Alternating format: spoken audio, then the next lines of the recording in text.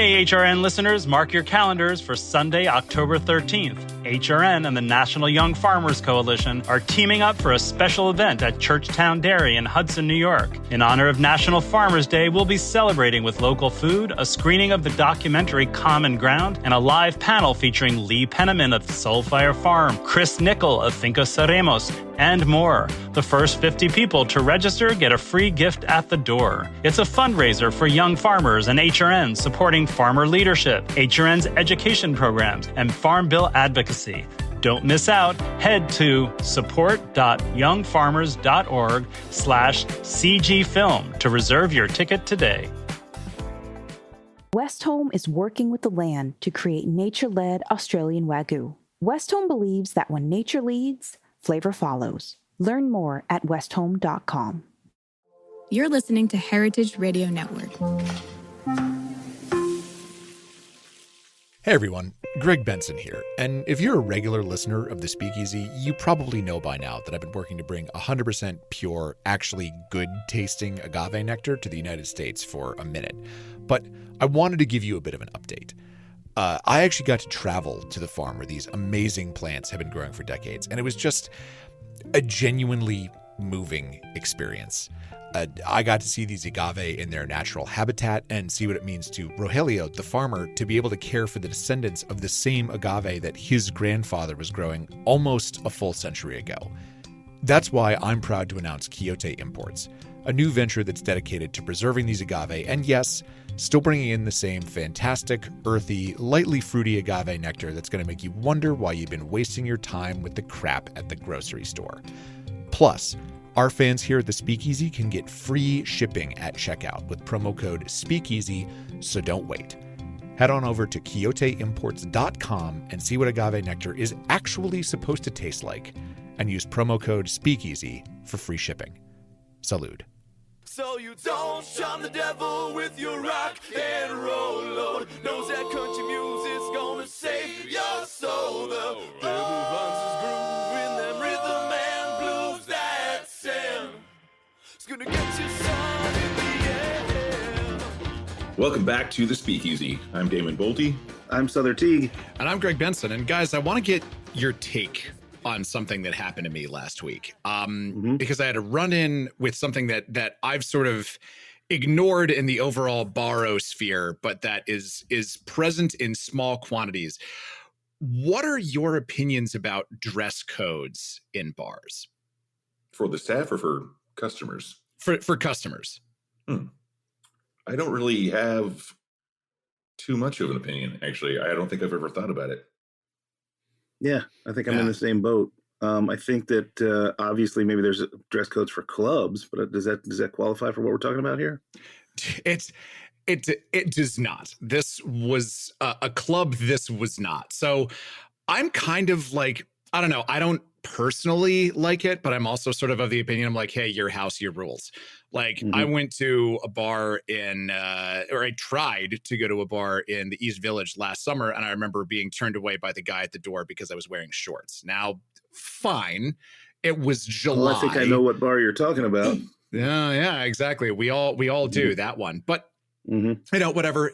It's okay. Like I'm not going to make a huge deal about it, but this incident that happened to me last week kind of rubbed me the wrong way, because I stopped at this bar that was not in the middle of nowhere in Maryland, but kind of on like the exurbs of nowhere in Maryland. It's just kind of like, your basic side of the road Irish bar.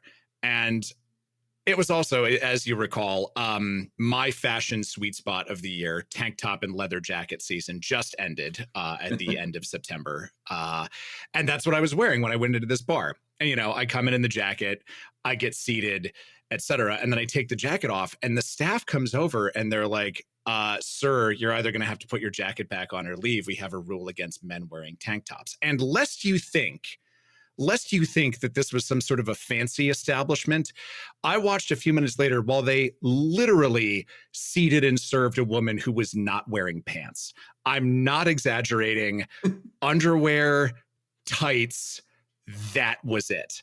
And my My right to bear arms was the problem.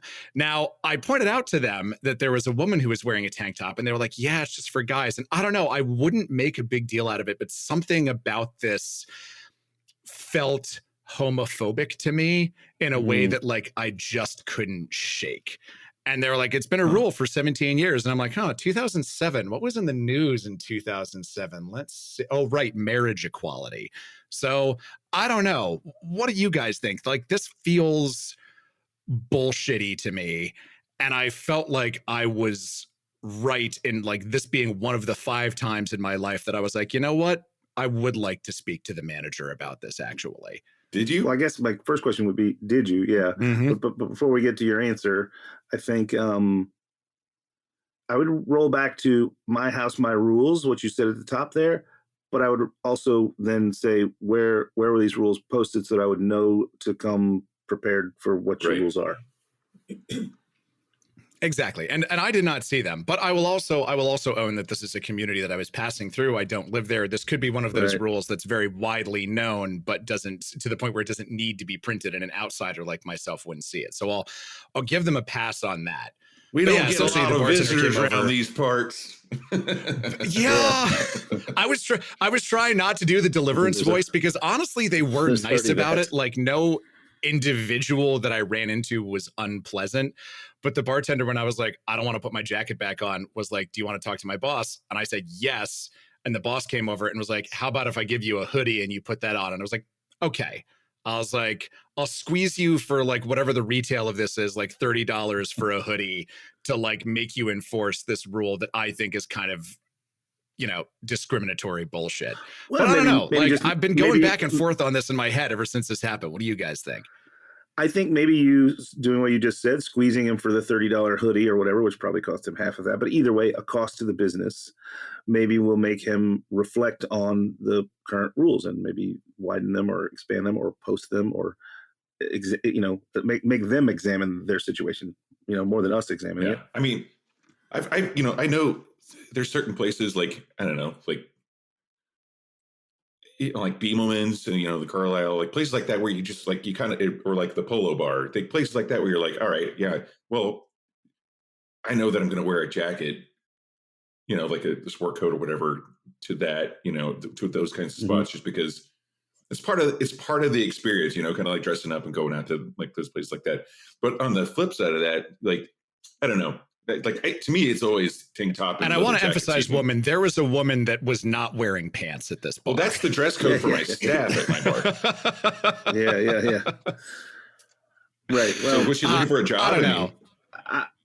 I think there's always been, kind of different rules for men versus women.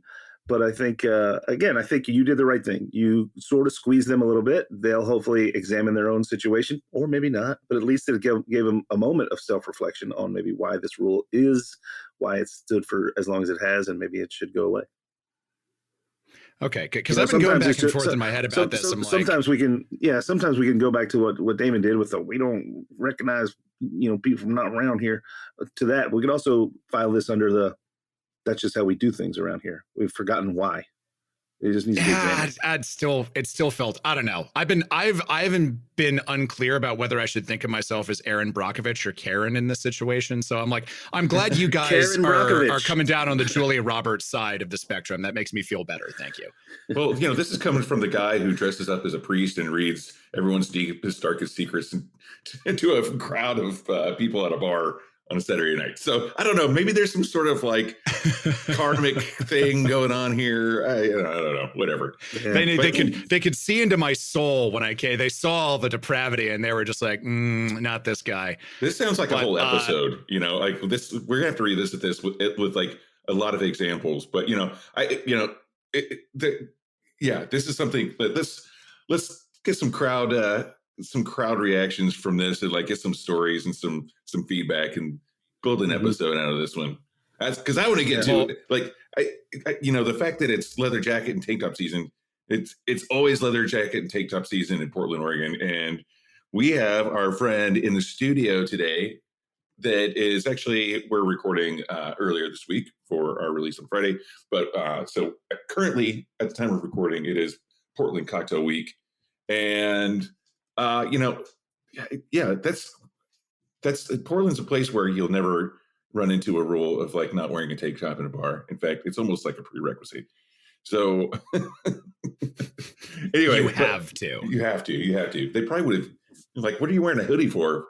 We'll give you a free tank top if you like shut up. Even the opposite. Right. So anyway, let's welcome Megan Rickerson. Megan's welcome, first of all, to the Speakeasy. Megan, good to have you here. Do you have any takes on what Greg was talking about with this bar and the tank top rule?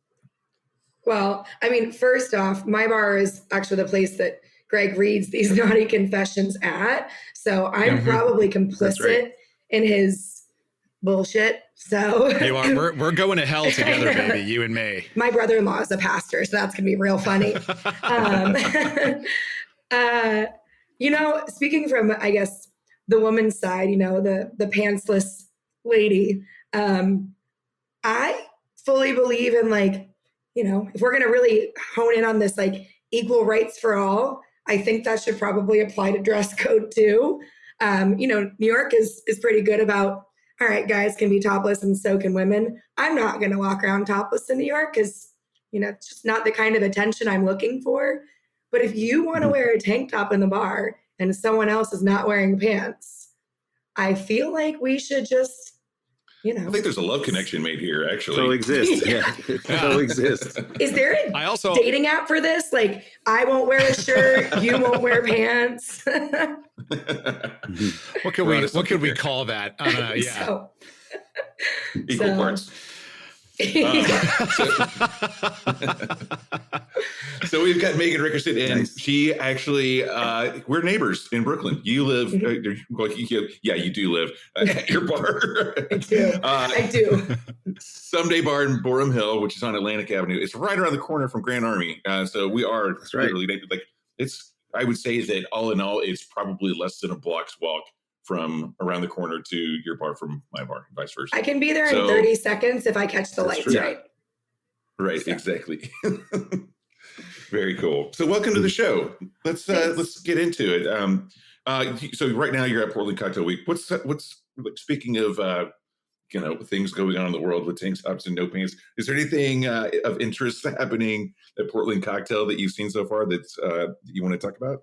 I mean, as we spoke earlier, there was definitely a man in a diaper at an event last night, really laying into the theme. Our good friend Craig Ravinsky. Yeah, I love Craig. He's a maniac. But I am here really, really quick. I was leading a class yesterday, so I haven't been fully immersed. And this is my first in-person Portland Cocktail Week. I did a class during COVID, and I've actually shamefully never been to Portland before.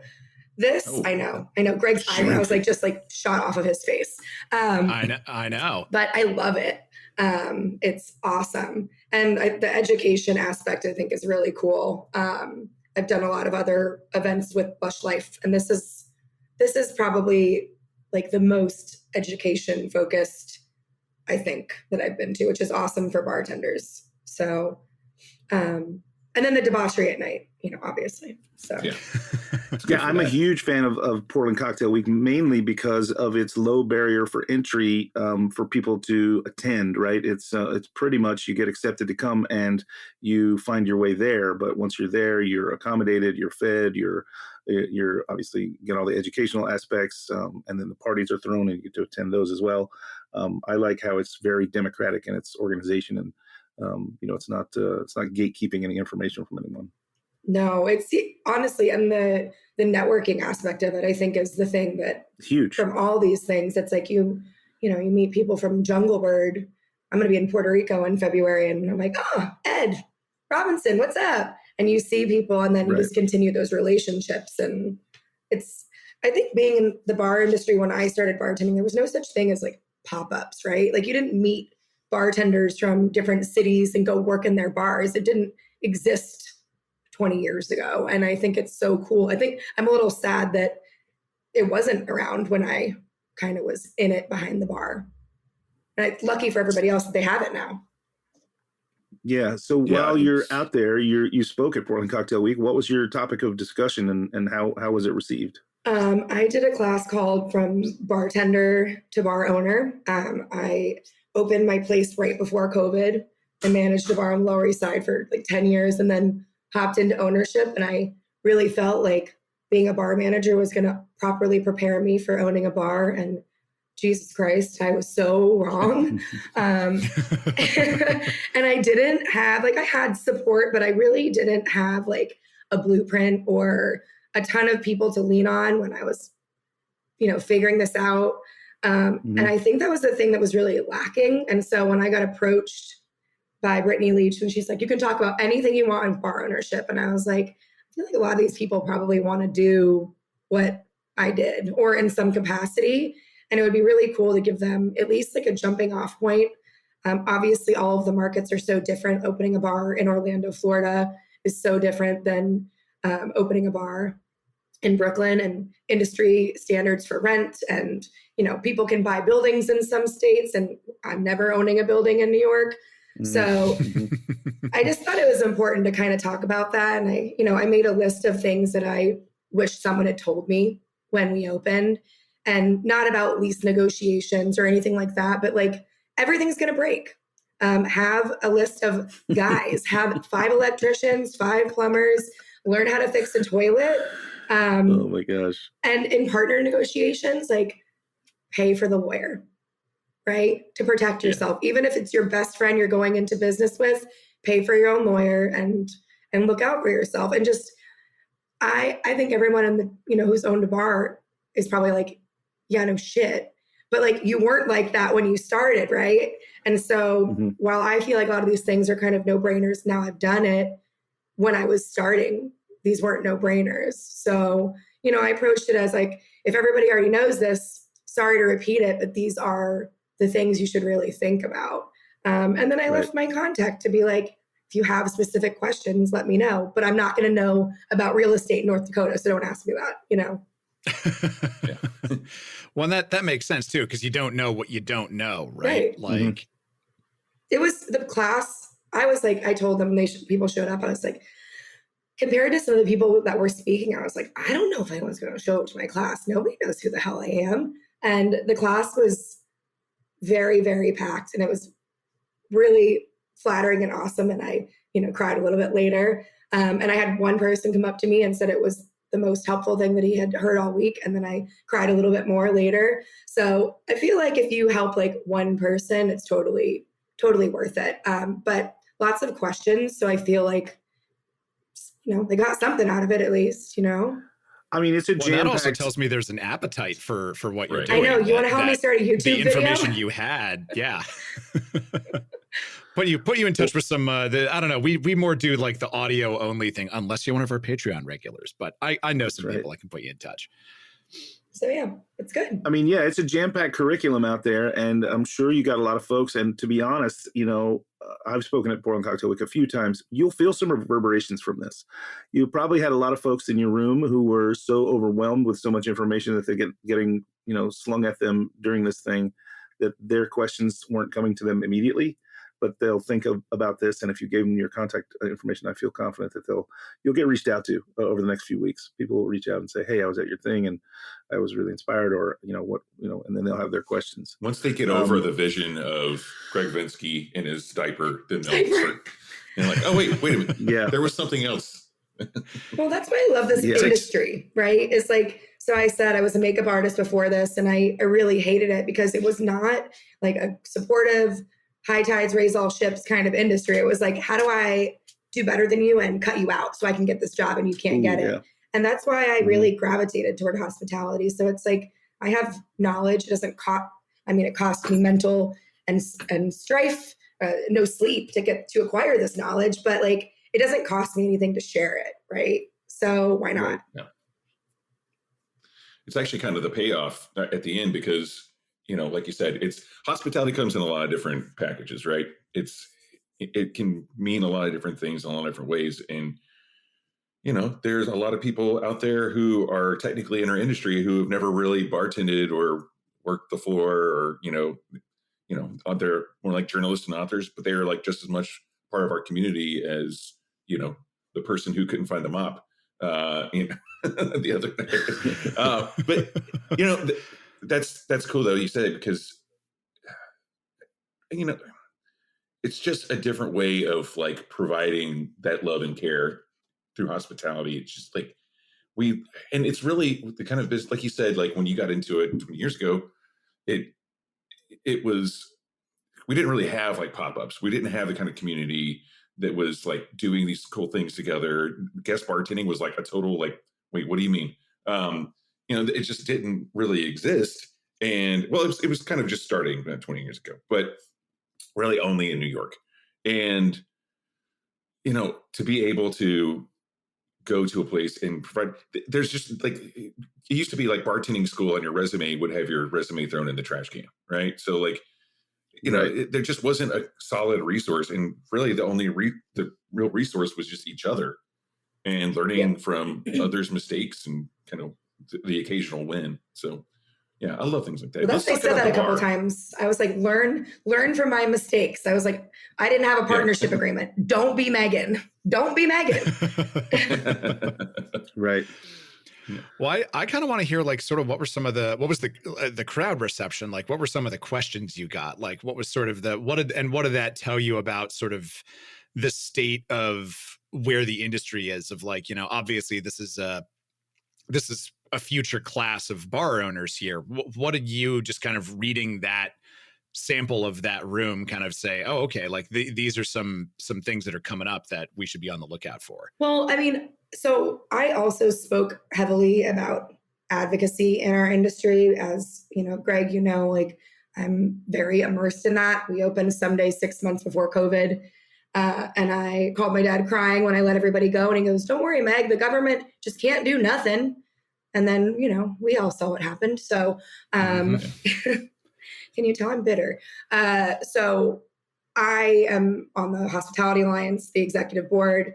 I serve on the Mayor's Small Business Council, which, but he doesn't show up to meetings, so it's fine. He's in Turkey. Yeah. I serve on my bid, but I am like very enmeshed in local government with my council people and with senators. I have testified against Grubhub at city council. And I really talked about my like journey through opening the bar during COVID, and then, kind of how I was yelling into the ether and nobody was paying attention. And then I had a great friend, Joanna, who was like, hey, you should yell at these people. And I kind of talked about like that. I think that your number one mistake when you open a small business is not knowing who like your council person is and these people, because they are making decisions for you. And then when things go to shit, like I did with COVID, and you don't have a relationship, you have to then build that. And I was like, build it first. And then when things go bad, you already have it. And I don't know that people expected that really. I think they thought it was going to be mostly like technical. And I was like, the technical you can look up online on Google. You can download LoopNet and you can find out how much a square foot, 1 square foot of real estate in New York is going for, and like the spectrum of that. But you can't really find out this stuff. So I told them some like horror stories that we all dealt with during COVID, like the standing up, $5,000 fine outside kind of thing. And everybody's face was just like, what?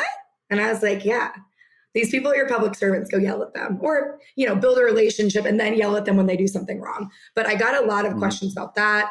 I had some more like management specific questions. Some guy was like, hey, I just became all of my coworkers' boss. And I don't know how to make them do their job because they think I'm their buddy, which I've, after COVID, I hired friends because we needed staff. And I ran into that a lot where people felt like they could push the limits because of our friendship, which was hard, but it's like, end of the day, it's business. And if you're my friend, you're not over imbibing behind my bar because you don't have my back. And then just like where to find funding. I talked about white box space versus key money. I talked about like New York industry standards when it comes to like, how long you have for buyout or for build out, and like lease length and just kind of things like that. And I did broad brushstrokes because again, I think in Florida to get a liquor license, it's like a lottery and $1 million, and New York is not the same. So I was like, and there was a question someone asked me and I was like, I don't know. This was just like my specific path. There are so many paths that people can take. So I won't tell you what I don't know.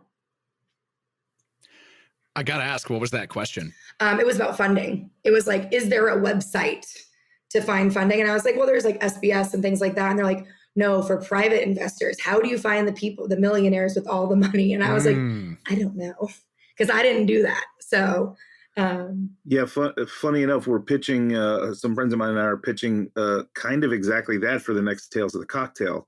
We want to kind of create a room that's a mixer, because there are people who are looking for funding. There are also people who are desperately looking to fund.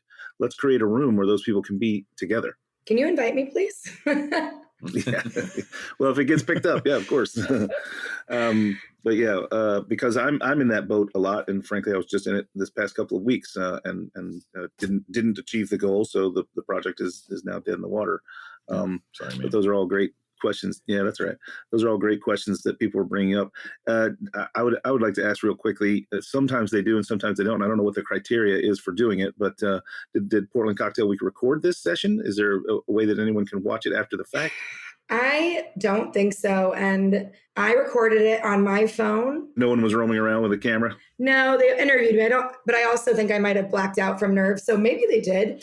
I tried to record it on my phone, and my phone cut off at 22 minutes. But someone came up and asked if they could dictate, put their phone down. And I was like, yeah, please record my voice, not realizing it was actually being written into a paper. And they shared it with me, and it was like 17 pages long. And I was like, I don't know if I actually want this.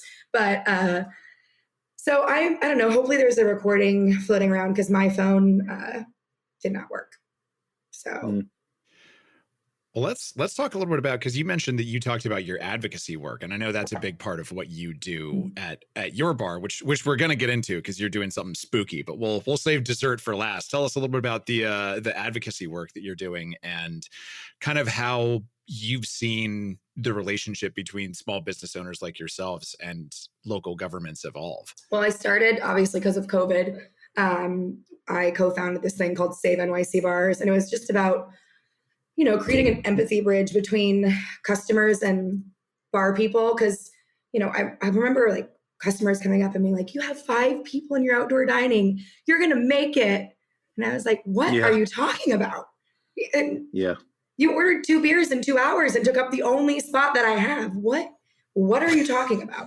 And so it was like having those conversations. And actually the talk that we had virtually was called Pulling Back the Curtain. And it's like the conversations that are going to save the industry. And it was like, as, bar people, I've always said this, like, you're bartending, your boyfriend dumps you and you can't get your shift covered, you're going to work. And you're not going to talk about how your boyfriend dumped you, because, maybe your regulars care, but people don't want to come in and hear about your bad day. You're on stage, you're there to provide an experience. And it's kind of the same thing in bar ownership. We don't want to talk about our margins and share how maybe thin our margins are, or how maybe we operated at a deficit last month. That's not things we want to talk about, right? But during COVID, I think it was important to be like, we're not doing good. And we're not doing good, to the point that we're going to close. And customers were so surprised. And again, like you said earlier, you don't know what you don't know, and you expect your customers to be like, oh, you have 5 people, you're definitely going to fail. You guys aren't going to make it. And they're like, no, look, you're doing great. And there's just we noticed there was such a wealth of things that people didn't know, that have never, the muggles, as we say, then people that are not bar people. And so that was where we started. And then also when all the regulations rolled out, one of my bartenders had a glass bottle thrown at his head over a Vax card. So talking about those things. So also regulars can advocate for us and protect us, because there was a lot of that kind of stuff. So that's where I started. I joined the Hospitality Alliance. I got asked to be on the Small Business Council. And I do think that after COVID, at least in New York, that small business services is actually really trying to make things easier. They're redoing the website. They're making it easier. I don't know, you can finally renew your liquor license online. What a concept. Right. Wow. 2024, guys. Progress, baby. We have AI, but we cannot renew our liquor license online. What the fuck? So there's a lot of that going on. Our governor is pro-hospitality, which is good. They're instructing the SLA to be educational versus punitive. There's a lot of stuff that's changing. DOH, I worked really hard on stuff with the Small Business Council about, getting rid of the fines that don't need to be fines. If you can fix it in front of that inspector, you should not be paying a fine for it because you fixed it, right? Creating cure periods, because every dollar that comes out of our pocket, is making that margin tinier. And I know we're 4 years out of COVID, but there are people that are still paying back rent on that. So the less that comes out of people's pockets when they're operating, the better. And if you can teach them how to do it better, which is what DOH should be doing, why not? Like, don't treat me like a criminal. I'm just trying to make sure that I can operate. And no one wants to get anybody sick. And I don't think the vast majority of operators are going to get anyone sick. You know what I mean? And they treat you like you're running around with a vial of poison and you're going to drop it into everybody's food. At least that's how it used to be. So I think it's wildly positive. I think we have a lot more work to do because you're changing an entire institution, right? All of these people have been trained to be punitive. So we have to completely rework that. And they have changed the wording in their training to, we are it's not customers, who are we? Clients. Instead of, go into this bar and get them. It's like it's supposed to be like a client, kind of like they're here to serve us. So, these are all baby steps, but there's steps that you have to happen to get to a bigger change. So I'm hopeful. I'm also operating with a very healthy dose of skepticism because that's reality. I mean, yeah, exactly. I mean, I've always hoped and wanted the Department of Health to be more, supposedly the operation of the system is they surprise visit twice a year and they walk around your shop and pick off all the things that need to be updated or fixed or repaired or remedied. But it's a fear-mongering situation, as you said, punitive over educational. And I, guarantee you that even the people who are certified, which is most of the staff, they have to get the health department certification and carry that little card around. They don't know the rules because the rules are so ambiguous. I've always thought it should, instead of being a surprise visit where they come in and fine you and make money, it should be a planned visit where they tell you when they're coming, they come in and they educate you and they charge you for that. And either way, they make money. Sother, right? I tried that. One way I'm getting cut. Yeah. I tried. One way I'm getting cut and one way it's surgery. Yeah. We tried to ask for planned visits or at least scheduled within a couple of weeks so you don't feel like you're terrified to operate while they come in.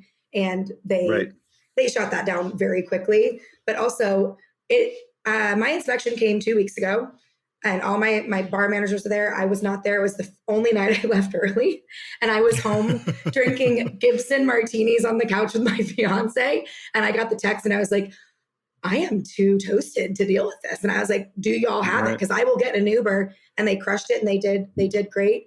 But it had been 1 year and 7 months since we had our inspection. Yeah, they're so behind. Yeah, they're so behind. So they were like, we don't even have enough people to make the inspections. We're definitely not scheduling these things. But that's also, you know what? That's a city problem. Figure it out. We pay a lot in taxes. So, Well, we got all those police robots out there. So, that did that not solve anything? I don't think so. No. Sorry. I swore to myself I was going to take a break from politics before we did this show. Why did you ask me on here then? Well, I mean, but actually, this is a good point. So much you cannot open your eyes in the United States of America today without seeing the horse race for the White House. But you raise an important point that the politics that affects our lives on a day-to-day basis are made by, decisions made by people who are never going to, be on a CNN town hall. There are these people that, pay rent, have mortgages, live a modest living just like the rest of us do. And they just want to coexist in society. And I think that there's a big politics can be so divisive, but I think on a smaller level, when you actually like have the commonality of being like, the R train, am I right? With the person who's coming in to inspect your bar, then you can actually build productive relationships. And dare I say it, government might even work the way it's supposed to. Right. Again, healthy dose of skepticism. We all answered at the same time. Yeah, well, this is my fun role. I get to bounce back and forth between Sunshine Damon and Stormclad Sother on here. Just like, you never know which Greg you're going to get today. Well, who am I? Am I skeptical Megan? Like, what am I? Am I in the middle? No, you're well. Today you're spooky Megan because you have something cool going on at your you're bar. The creature from the Black Lagoon. That's fine with me. Actually, my makeup final project at makeup school was an anglerfish that very heavily looked like the creature from the Black Lagoon. So when this was offered to me, I was like, hell yeah. We're doing Black Lagoon at Someday. We actually did Krampus with them last December, which is how I met Greg. So thank you, Aaron and Kelsey, for that. Obviously, the bar is women owned. And so when I was approached about this and, I heard it was two like badass, spooky ladies, I was like, yes. In fact, my friend Justin, who was the one who kind of connected us, was like, I think his exact words was like, you're a spooky chick. How don't you know them? And I was like, thank you. Or maybe he'll call me creepy. I think he might have called me creepy. And I was like, all right, well, I'm going to take that as a compliment because I don't know any other way to take it. But yeah, we're doing Black Lagoon, the bar. We spent, I think, a full 2 days. Thank you, Natasha and Kelly, for coming in on your days off because it would have taken a week and a half if I had to do it alone. And then I took them actually drinking at Grand Army afterwards to thank them and bought them dinner. So fully decked out in spider webs and lots of skeleton animals and limbs. We have spooky playlists for, we have a Black Lagoon goth and Black Lagoon emo. We do drag shows twice a week at the bar already, Wednesday nights and Sunday brunches. So I've asked all of the queens to be extra spooky. I think the 26th, we're doing a Disney drag brunch or Disney villain drag brunch. And then, Nancy No Good and Reina No Buena are our queens. And Nancy's already like a punk rock metal queen, as you've seen. So this is like right up her alley. Yeah. So it's cool. And the cocktails are sick. And we have tiki mugs of like, on like a sea creature and a dead mermaid. And all our little glasses have like zombie parts and a skeleton mermaid on our Collins glass. So I love it because it's so fun and creative, but also, speaking back to being a bar owner, Jesus Christ, I don't have any time, right? And I always want to do these so cool events. And then the month comes and I'm like, all right, well, the toilets are broken twice and we have all these parties. And so I guess we're just not going to celebrate Halloween. And so it's so nice because the ladies are so organized and they've literally thought of everything. And so down to playlists. The first day I was like, oh, crap, what am I putting on? Like ghost radio? And then I was like, no, they've sent me 9 playlists. And it's like, okay, there's Black Lagoon daytime. So I can be like, hey, bartenders, don't play this at 1 a.m. It's very thoughtful. And the branding is cool. So I'm very grateful for them. Like, truly, it's been a really pleasure to work with them. And I feel like our brains both all operate the same, which makes it easy for me. So and how long is Black Lagoon running? All month. The first... I said the 1st to the 31st, but also this just speaks to where my brain is at. I didn't realize the 1st and the 2nd of November are like the weekend. So we're just going to rock with it all weekend. And then I'll worry about tearing all the decorations down on the Monday. So technically 2 more days than we advertised for because who owns a calendar? It's not in my phone or anything. So we're just going to rock with it, but I'm excited. I mean, keep it up for another 2 weeks. You can just roll right into spooky Christmas, right? Well, I'm assuming put some Santa hats on all those skeletons and, just let it ride. I hope we do Krampus again this year because George, the 6-foot animatronic Krampus that we have named, is still in my basement. So either he's going to live in my office forever just as my friend, or we're going to use him in December again. I will admit, even now that you and I are IRL friends, which I'm very grateful for, Megan, I have a number of times walked past Someday because I think that like subconsciously I navigate by that giant 6-foot Krampus that was hanging in the window. And as I'm walking down Atlantic, if I don't see it out of like my left peripheral, I'm like, nope, we haven't hit it yet. We got to keep going. Someday is so I'm glad that he's coming back. He's we named him. I feel like George and I are all friends too now. He's like a puppy. You can't name the puppy, right? So he's going nowhere. So I always wonder with situations like this where like, you have a lot of regulars. That's one thing that I really like about Someday is that it's got a dedicated core of like really cool people that like, I've been in there enough times that I'm kind of starting to get to know them a little bit. And what is sort of the reception when one day they walk in and their favorite bar is a haunted house? Like what is kind of especially with the chill folks that you have, like kind of what's been the regulars reception of like, oh, cool, this is different. I mean, they know me, right? The thing I love. So they saw it coming. Well, the thing I love about our regulars, like we were just recently hiring somebody in the kitchen. And when we hire people, we're like, just so you know, people are going to ask who you are. Like, I know you're back of house, but Dan, our regular, who, shout out to Dan, wired our heaters because he's like a union events electrician. And during COVID, like wired our outdoor heaters and refused to let me pay him because he's just the best. I was like, Dan's going to ask you your name when you run his biscuits and gravy, for brunch. Like, so we don't hire people that aren't hospitable, whether it's front of house or back of house, because that's just not who we are. But our regulars know who we are, we definitely have those regulars that when it's slammed and they peek their head in and they go, hey, I love you so much. I'll see you tomorrow at happy hour at 4, because it's too much for them. But, everybody, they know where they're going. They know who we are. They know I'm a big old creep, according to Justin. So I don't know. People know where they're going to drink.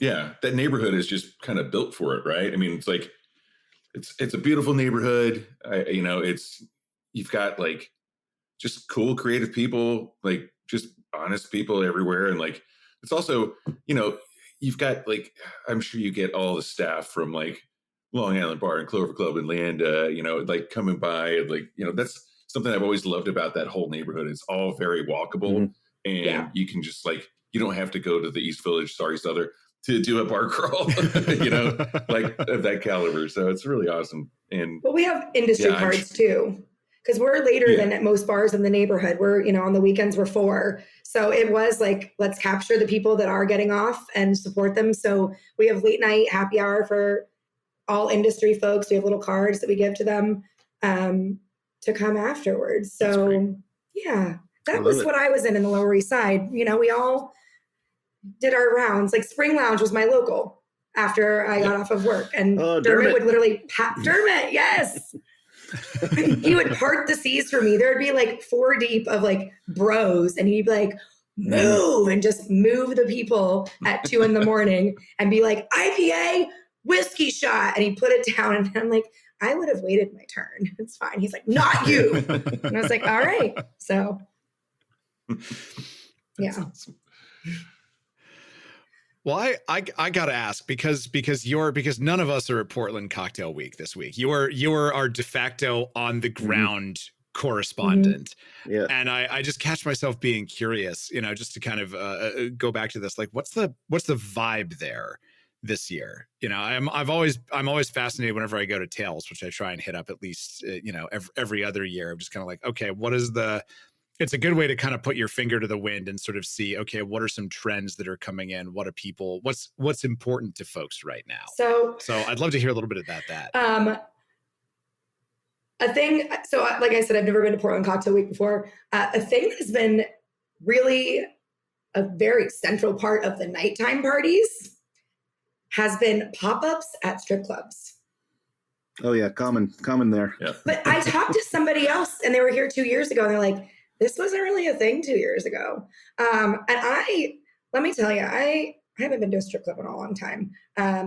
But Portland strip clubs are extremely different than any other environment or strip club I've ever been in. And I kind of love it. Yeah. Like cocktail menus and digital beer screens with craft beer. I was like, where am I? Like, I'm from Florida, people. So like, I don't think I have to explain much of like my probable strip club experience, but I thought it was, I went in with like a preconceived notion of what I thought it was going to be. And I was like, fantastic, amazing cocktails in this strip club. But that's not really like the education point. That was just like a side note of things that I was like, You can learn a lot from it. I did not expect this. Well, and also I want to clarify some of my earlier remarks. We are a pro pantsless podcast here. My earlier remarks were not aimed at that person who is feeling herself, and thumbs up to that. It was the inconsistency of the establishment. Hey, so guess what? Strippers work in hospitality too. Hell yeah. Hell yeah. So fully support. As far as education things, there was like a Campari class yesterday that people were really stoked on about ice, frozen machines, and clarification methods that people were like raving about. I mean, Michael Moberly and like Josh Seberg taught, and I know that there was a person that taught about ice, but I can't remember his name right now. Camper, English. Yes, I think. I took a bunch of those Campari classes in New York, so, but I missed the ice class. People were stoked about that.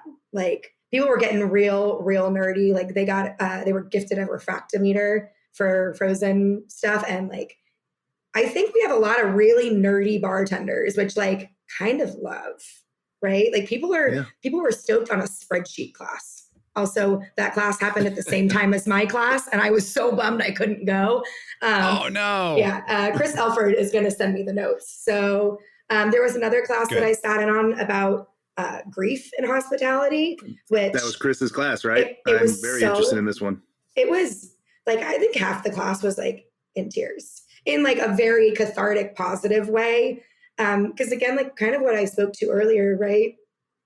We don't have the option of getting paid days off in this industry. So you experience some type of grief. Like, I mean, collectively, we all experienced grief during COVID, right? But nobody's like, you know what, take the week for yourself. Or even if they are, you're like, cool, but how do I pay my rent? Because I work on the bar. And so I thought it was really helpful. And it like also gave people kind of the stepping stones to like talk about their grief and also communicate it with their boss. Like, hey, I may be having like a horrible week or a bad mental health day. And like kind of the steps to like see if you can be supported in your workspace. And if you can't be supported in your workspace, like, how do you navigate out of that? And I think that's, you know, I think our industry is so much better at taking care of each other now. You hear about like toxic workspaces in hospitality. And I think that is trending hopefully out, but not always. So giving people the words and like the approval to do so, I think is important. And he did, I was also like, ugh, my heart. So I referenced his class a lot in my class, actually, because I spoke right after him. I was like, go find him and talk to him about his class. So yeah, nerdy Portland Cocktail Week. And then also like really emotionally intelligent people talking about stuff. God, that's awesome. That just makes my heart so happy that is where the time and energy is being spent in the industry these days. Yeah. I think too, when the pop-up stuff started happening and I was kind of like, you know, I hadn't done any of that stuff, I was very concerned about, and this is going to sound very, I guess, pathetic, but like worried about not being like cool enough, right? Like you meet these amazing bartenders at these amazing cocktail bars. You're like, oh my God, they're so good at their job. I just like own this like little neighborhood spot. Like, am I even on that level? And I think events like this really are like the great equalizer in a way where it's like, we're all humans. We all make drinks, or nobody's better than somebody else. And also like, oh my God, you made this cocktail. How do you do that? Will you share that with me? And they do, and they love it. And it's like, again, high tides raise all ships. That's like my favorite saying ever, even though it's like a kind of cliche. But I think like these events they're that, right? No one cares if you work at a 50. I mean, they care if you work at a 50 Best Bar, right? But they're not. They're not like, I can't talk to you because of that. I feel like you're better than me. I don't know. I think maybe one of the differences for me is I care if you work at a 50 Best Bar if that bar is also a successful business. Yeah. Right. We often see a lot of the 50 best, or things like that come and go because they were flash in the pan. For me, longevity is the real marker for success. So right. Well, I just mean on a relationship level between like bartenders too. Sure. But I don't know. I'm like getting all sappy about this, but I think it's so great. Well, it is great. That's why we're all in it. We love it. Yeah. I mean, that's we've been doing this show, or at least I've been doing this show for 15 years now. And, I got asked to start this show by Heritage Radio Network. And I asked, how much does it pay? And they said nothing. I said, perfect. I'm in, so like we do this. Where do I sign? Do this from love, like and the love of people and the love of what we do. I mean, like we work in the best industry. So it's great to celebrate that. And also it's evolved to a point where we can be real with each other about it and really support each other and listen. I would say that the two finest things that a human being can do for another human being is cook for them and listen to them. And neither are really all that easy to come naturally. So you got to really be there for it, Can it be like a 70-30? Because I'm actually not a very good cook, so I can be there for people, but I shouldn't be cooking for people. My fiance cooks for us. Making drinks. There we go. In this case, it's making drinks. Yeah. Anyway, well, this has been awesome. I can't wait to get to hang out with you at your bar, right around 30-second walk from my bar. Let me know when you're in town. Yeah, absolutely. Yeah, I should be this fall, and I can't wait to hang out. It's just like I said, it's my favorite neighborhood. I've lived there for almost 20 years now, and it's just I can feel the way you're feeling, just the way you're talking about your clients, your customers, your regulars. Like I know exactly what you're talking about. It's just an awesome place and very, I don't know, it's special. I remember during COVID, people would walk by and just like hand the staff $20 bills and be like, hey, I don't need a hard start to go today, but I'm sure you need this. And so didn't even buy anything. Just a tip jar. I was just going to say that like that neighborhood and my fantastic landlord, honestly, is how we survived COVID because we were only open 6 months. We didn't have any money saved. And like building on Bond around the corner had been open for what? Like 12 years, 11 years. And they closed. And I mean, that was so wild to me that happened. Because if you didn't know my bar, say you took the 2 bar names away and you were looking at us on paper, and you're like, who's going to make it? It definitely would not have been me. We didn't have the historic customer base that like people were very invested in our success, and they still are. I talked to a regular last week or a couple weeks ago, and I was like, summer was hard this year. Like everyone was out of the city. Everybody was traveling internationally. It was a little scary. Like that's just honest. And she goes, well, I wasn't going to have my birthday party at a bar. I was going to do it at home, but I'm going to do it at someday now. They brought 45 people. And like, that's the kind of people that are coming into my bar that are like, oh, I was just going to do something small, but now you told me it's been slow. Let me just like bring all of my friends in. And that's just so awesome. Great. Yeah. That's community building. Yeah. Well, if people wanted to follow along with you and your antics and what's all the spooky stuff that's happening at Someday Bar, what's the best way for them to find you? Is it Instagram? Yeah, definitely Instagram. I mean, we have a website, but social media is king. So, yeah. I know. Well, at least it's not Facebook anymore. We've got that. I'm just scared of TikTok, so I don't get it. I think I might be the only person who posts on TikTok more than they follow it. Like I don't really like following it, but I don't know. I enjoy posting the occasional TikTok from my shower. That's fun. I'll probably keep doing that for a little while. Anyway, that is Megan. Thank you so much for joining us from Portland. Yeah, really glad to hear that your seminar went well. Safe travels back, and I will see you on Monday when we have something naughty and fun cooked up. That is the return of After Dark Confessions. It's going to be with me, Father Greg, teaming up with Sister Ethel Furman, who Megan also knows very, very well. Going to be a lot of fun. If you've ever wanted to hear the naughtiest thing you've ever done read out loud at a crowded bar, come on down and we can make that happen anonymously. Greg, you forgot that part. Well, unless you win, unless you win. It's anonymous, but we pick a winner every round, and then that winner can either choose to remain anonymous or reveal themselves, answer my extremely probing follow-up questions, and get a free shot of whiskey. And usually they choose that option, but I don't know. Personal choice. That's what it's all about. I also think we should start keeping these, by the way. I feel like we throw them away and then we forget the good ones. We should keep like a notebook of them. Oh, yeah, for sure. Yes, because people always ask me, like, I remember some of the best ones. Like the one that I always remember is the one where someone confessed that they once saved Rudy Giuliani's life and the entire bar just goes, boo. Yeah, groan. But yeah, we should have like a greatest hits, like a little database that we can go back on, our own sort of presidential library of naughty confessions. I'll work on it for Monday. Good. Yes, exactly. Or yeah, exactly. And in keeping with like Black Lagoon, maybe it can be like the Necronomicon where it's bound in like human skin or something like that. The unholy Bible. I mean, honestly, go get a Bible and just all these things, you just tape them inside the pages, right? I'll Amazon it to the bar. There we go. Perfect. Good. Yeah. Done. We're on it. Get the one with the gold around the edge, because that's fancy. So I would say let's get Trump's Bible, but family Bible. Don't want to add.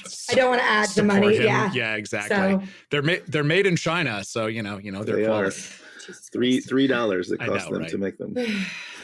Jesus. Anyway, on to happier things. If you enjoy Damon, Sother, and me taking all of the joy out of these things, you can get much more of that on our Patreon page. You can join and become our regular. We love our regulars, and they get lots of cool bonus content like extra episodes, sponsor-free listening, and a free monthly cocktail kit from our friends at Shaker and Spoon. And speaking of which, we have a special guest in here to talk about something new that you were launching. Isn't that right, Sother? And that's right. Isn't that right, special guest? Hello. Hey, Anna Gorovoy from Shaker and Spoon.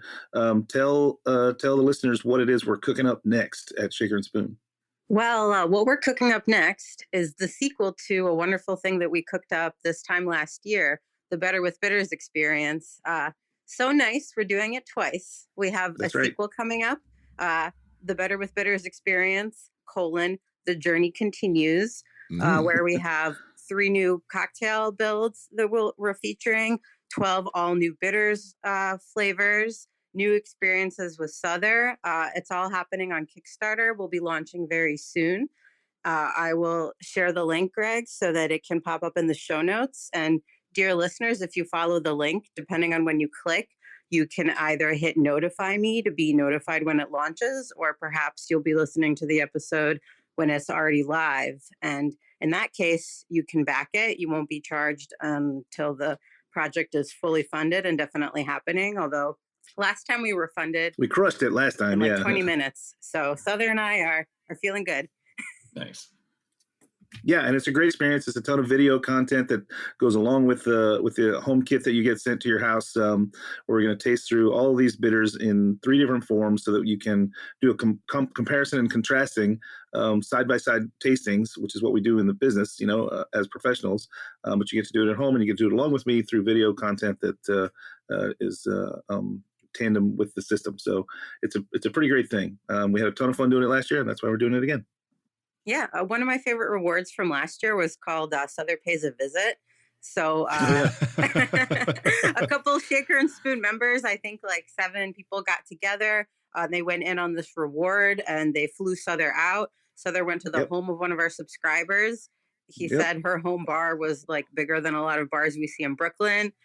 They all bought these red glasses so that they could match Sother. They were all just wearing the glasses and having drinks. Everyone had such a nice time. That's awesome. Yeah, a lot of fun. We did a few of those. And then we even had a reward where you came to my house. So I had a group of folks come to my house and we did some, drinks and snacks together in my backyard. It was a lot of fun. So there's lots of cool, rewards that you can get on the Kickstarter that we're cooking up right now, and we'll have stretch goals that we launch more things. It's very frenetic. I think Kickstarter is a very frenetic thing to do, but in the end, it's kind of like playing roulette at the table, right? There's a lot of action going on, but it's really fun. Absolutely. So thank you guys for letting me hop on at the end to do a little sneak peek for your listeners. And, hopefully everyone will come check it out. And I know you mentioned this last week, and you mentioned Craig and Pathfinder at the top of the call. We are starting to ship our Mezcaloween 4 boxes this week with Sother's drink and Greg's drink. And Stacy Swenson has a cocktail featuring the Pathfinder. And I'm so excited for our subscribers to try it. It's really, really good stuff, and I'm excited for them to try that, and I'm excited for them to try the 2 spooky drinks that Sother and I came up with too. Yeah, Mezcaloween, tons of fun. It's back, baby. It is spooky season. Well, thanks for jumping on and updating the listener, Anna. Thank you so much for having me. Take care, everyone. Yeah, of course. Yeah, thank you. And for the rest of you out there, be sure to check out heritageradionetwork.org for many more great programs just like this one. And tune in next week when we're going to have Alexandre Gabriel on to talk tell me how to pronounce his name, because I'm sure I just fucked that up. But also on to talk about Plantary's new Mr. Fogg and the accompanying book about Navy rum, which I'm super excited about. So stay tuned. Same. But in the meantime, that's going to do it for us. Thank you very much for tuning in. And till next week, cheers, everyone. Cheers, everybody. Whether you're a chef or just love going to restaurants, you know the best ingredients are everything, especially when it comes to beef. In Northern Australia, there's a different approach to raising high-quality beef. Westholme, based in Queensland and Northern Territory, is working with the land to create nature-led Australian Wagyu. Westholme stewards 16 million acres of rangeland guided by their natural ecosystem. They're led by a belief that if they balance the needs of their cattle with the needs of the environment, both can thrive.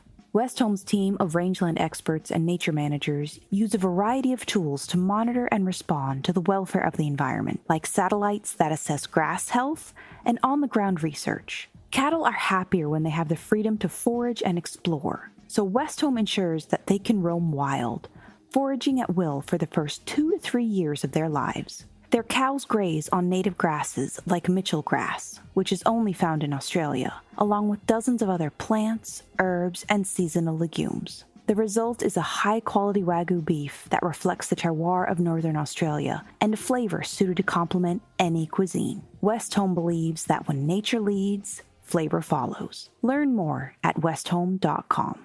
So you don't shun the devil with your The Speakeasy is powered by Simplecast. Thanks for listening to Heritage Radio Network, food and drink radio supported by you. Keep in touch at heritageradionetwork.org/subscribe.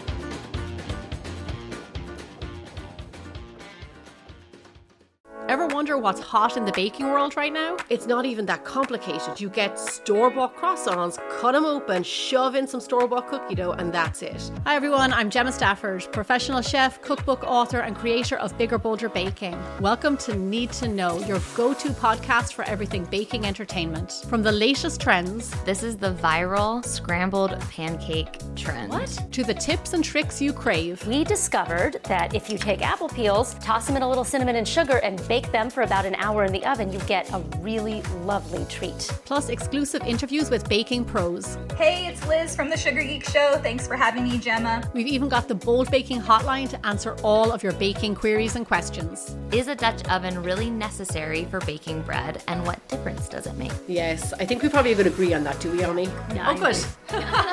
So join us every Sunday for your new weekly baking ritual. It's everything you need, that's KNEAD, to know.